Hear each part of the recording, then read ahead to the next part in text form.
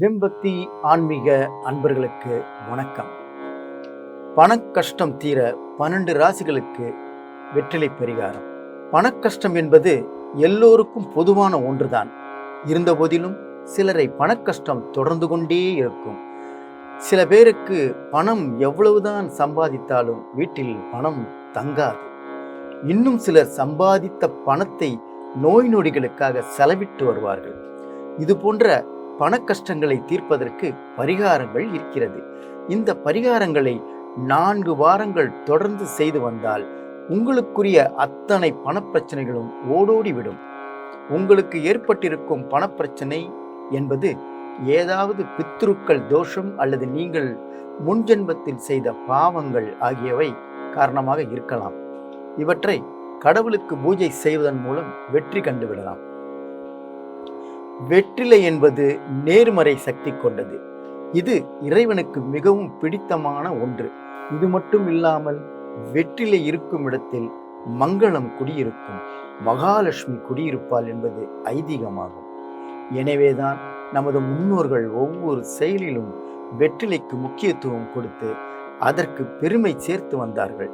தற்போது திருமண விழாக்கள் தவிர வெற்றிலையை அனைவரும் மறந்தே போனார்கள். இப்பொழுது நாம் வெற்றிலை பரிகாரம் எப்படி செய்வது என்பதை பார்க்கலாம். 12 ராசியினருக்கும் வெவ்வேறு விதமான வெற்றிலை பரிகாரம் செய்ய வேண்டும்.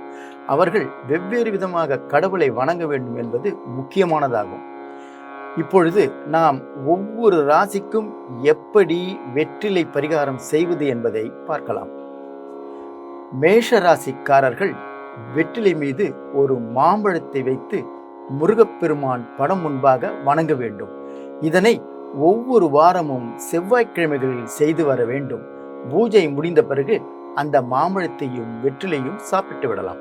ரிஷப ராசிக்காரர்கள் செவ்வாய்க்கிழமைகளில் ராகுவை வழிபட வேண்டும். செவ்வாய்க்கிழமை அன்று அருகில் இருக்கும் ஏதாவது கோவிலுக்கு சென்று அங்குள்ள ராகு சிலை முன்பாக வெற்றிலையில் மிளகு வைத்து கும்பிட வேண்டும்.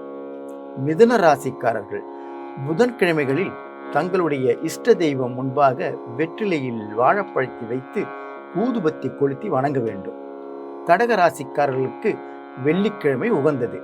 வெள்ளிக்கிழமை அன்று அருகில் இருக்கும் காளி கோயிலுக்கு சென்று வெற்றிலை மீது மாதுளம் பழத்தை வைத்து ஊதுபத்தி கொளுத்தி வணங்க வேண்டும். சிம்ம ராசிக்காரர்கள் வியாழக்கிழமை குரு பகவானை வணங்கி வருவது நல்லது. வியாழனன்று வெற்றிலையில் வாழைப்பழத்தை வைத்து தட்சிணாமூர்த்தியை கும்பிட்டு வர வேண்டும். கன்னிராசியினருக்கு வியாழக்கிழமை மிகவும் நல்ல நாளாகும். இந்த நாளில் குரு பகவான் பலன் தருவார். அன்றைய தினம் வெற்றிலையில் சிறிது மிளகு வைத்து உங்கள் இஷ்ட தெய்வத்தை வழிபட்டு வாருங்கள். துலாம் ராசிக்காரர்கள் வெள்ளிக்கிழமை அன்று வெற்றிலை மற்றும் மிளகு வைத்து உங்கள் இஷ்ட தெய்வத்தை வணங்கி வந்தால் போதுமானது. விருச்சிக ராசிக்காரர்கள் செல்வ வளம் சேர்வதற்கு வெற்றிலை பாக்குடன் 2 பேரிச்சம்பழத்தை வைத்து செவ்வாய்க்கிழமைகளில் உங்கள் இஷ்ட தெய்வத்தை வழிபட்டு வாருங்கள். தனுசு ராசிக்காரர்கள் வெற்றிலையில் கல்கண்டை வைத்து வியாழக்கிழமை தோறும் உங்கள் இஷ்ட தெய்வத்தை வணங்கி வாருங்கள். மகர ராசிக்காரர்கள் சனிக்கிழமை அன்று அருகில் இருக்கும் காளி கோயிலுக்கு சென்று வெற்றிலையில் சிறிது அச்சு வெள்ளத்தை வைத்து வணங்கி வாருங்கள். கும்பராசிக்காரர்களுக்கு சனி பகவான் தான் முக்கிய கிரகமாக இருக்கிறது. கும்பராசிக்காரர்கள் வெற்றிலையுடன் சிறிது நெய்யினை வைத்து அருகில் உள்ள காளி கோவிலுக்கு சென்று வணங்கி வர வேண்டும். மீனராசிக்காரர்கள் வெற்றிலையில் சிறிது நாட்டு சர்க்கரையை வைத்து ஞாயிற்றுக்கிழமைகளில் உங்கள் இஷ்ட தெய்வத்தை வணங்கி வாருங்கள். இது போன்று 4 வாரங்களுக்கு வெற்றிலை மீது நம்பிக்கை வைத்து இறைவனுக்கு படைத்து வந்தால் உங்களுடைய பணக்கஷ்டங்கள் நீங்கி வீட்டில் செல்வம் தங்கும் என்பது ஐதீகமாகும்.